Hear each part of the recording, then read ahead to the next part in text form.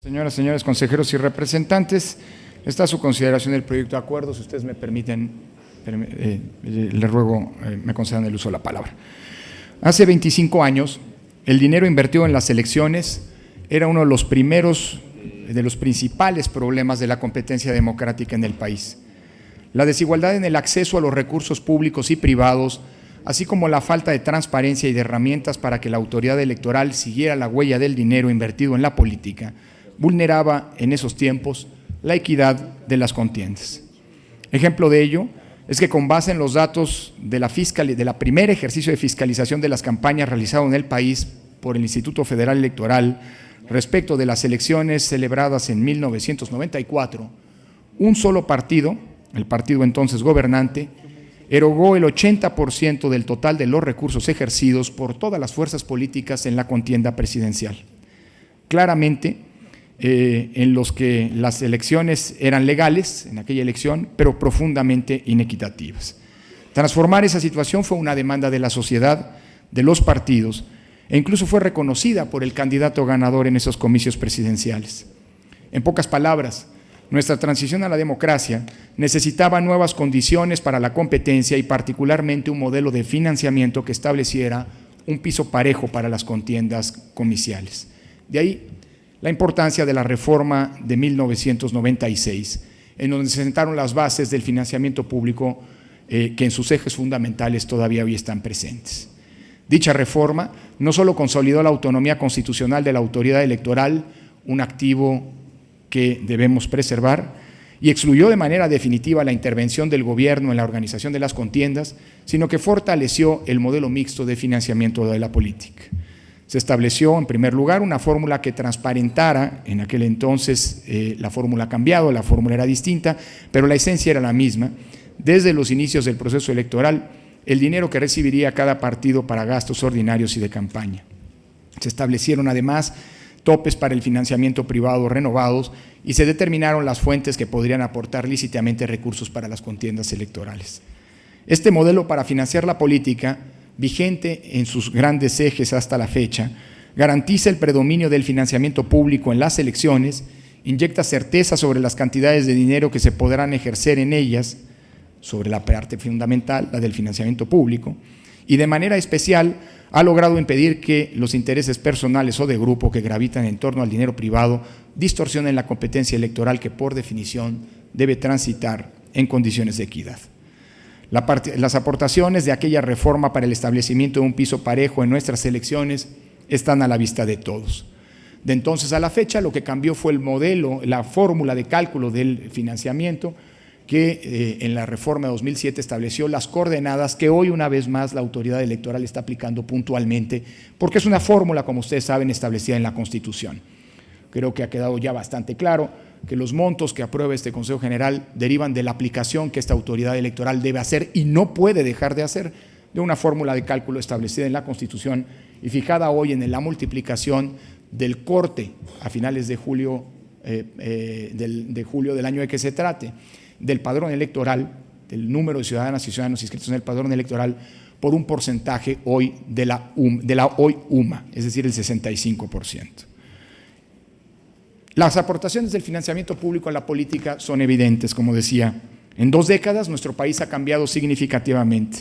Hemos configurado un sistema de partidos plural y competitivo. Se cuenta con un modelo de comunicación política que impide que el dinero determine el acceso a la radio y la televisión, y se ha desarrollado un sistema de fiscalización que ha contribuido a la rendición de cuentas de los partidos y candidatos, al fortalecimiento administrativo de los partidos políticos y que ha inhibido el flujo masivo de manera ilegal que intervenga y distorsione la contienda política. En 20 años, las elecciones en México han ganado credibilidad, se han convertido en una herramienta de la gobernabilidad y garantizan condiciones para que cualquier fuerza política pueda ganar o perder en las urnas. El mapa de la representación así lo indica. Todas las fuerzas políticas tienen presencia, han tenido presencia variante en términos porcentuales en los órganos de decisión del Estado mexicano. Más aún, fenómenos típicos de una democracia como la alternancia, la existencia de gobiernos divididos, se convirtieron en realidades que son determinadas por los electores y nadie más en cada contienda. Un ejemplo de ello es que entre 2015 y 2019, desde que opera el Sistema Nacional de Elecciones, nuestro país ha vivido el periodo con el mayor índice de alternancias de nuestra historia democrática. Así, de 36 gubernaturas disputadas, en 23 de ellas se experimentó la alternancia, y algo similar ocurre en el ámbito legislativo, tanto federal o local, y en el municipal.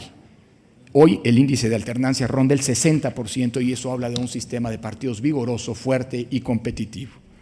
Adicionalmente, quiero destacar que la aplicación de las reglas del juego en materia de financiamiento en este periodo han dejado al menos 2 lecciones relevantes para el futuro de nuestra democracia.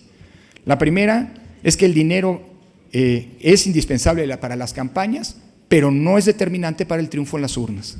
No gana el que gasta más, sino el candidato o candidata que conecta mejor con la ciudadanía y recibe su respaldo. La segunda es que haber replicado en las 32 entidades federativas la fórmula constitucional para la definición del financiamiento público ha provocado una multiplicación que en muchos sentidos ha sido considerada innecesaria y poco conveniente del dinero que reciben los partidos. Es por ello que siempre es bienvenido un debate y pertinente un debate sobre la política y el dinero, y en particular sobre el financiamiento de los partidos, eventualmente por lo que hace a los montos que se destinan a ello, pero también sobre las reglas de distribución que hoy están fijadas desde 1996 en un 30% igualitario y en un 70% proporcional. En democracia siempre es pertinente discutir sobre las reglas, pero sobre todo construir los consensos de los que depende la viabilidad del juego democrático.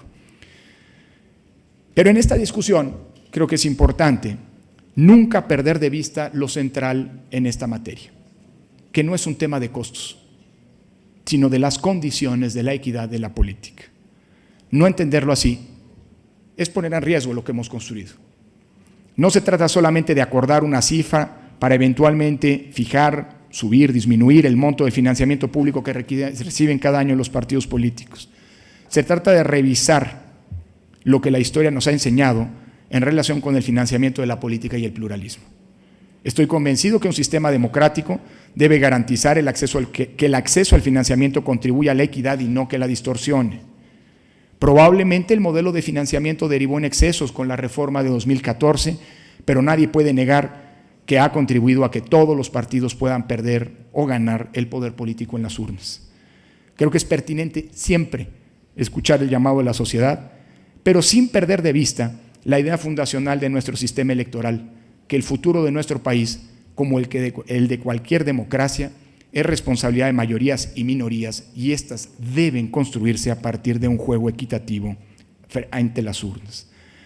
Por eso, el proyecto de acuerdo que hoy aprobamos en este punto del orden del día, que tiene que ver, como decía, con un mandato constitucional, debería ser visto ante todo como un punto de partida para detonar un debate razonado, sin prisas, sin imposiciones, sobre el modelo de financiamiento que queremos para nuestra democracia en los próximos años y que no nos haga perder lo que se ha construido.